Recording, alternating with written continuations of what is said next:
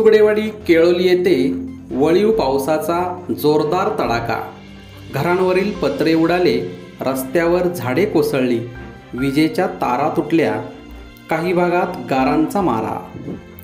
चापळसह विभागात गुरुवारी वळीव पावसाने जोरदार एंट्री केली। आठवडा बाजारात बाजारकरूंची दैना उडवली।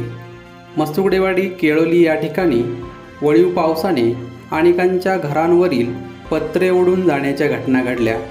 राजेंद्र माजलेकर, शंकर पवार, बाळकृष्ण साळुंखे, भिकू साळुंखे यांच्या घरावरील पत्रे वादळी वाऱ्याने उडून इतरत्र जाऊन पडली, तर शांताराम काकडे यांच्या शेडवर विजेच्या तारा तुटून पडल्याने येथील विद्युत पुरवठा खंडित झाला होता।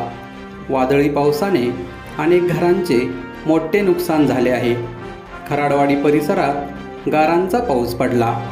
वादळी वाऱ्यामुळे अनेक ठिकाणी झाडे पडून मोठे नुकसान झाले आहे। चापळनगरीसाठी संपादक उमेश सुतार।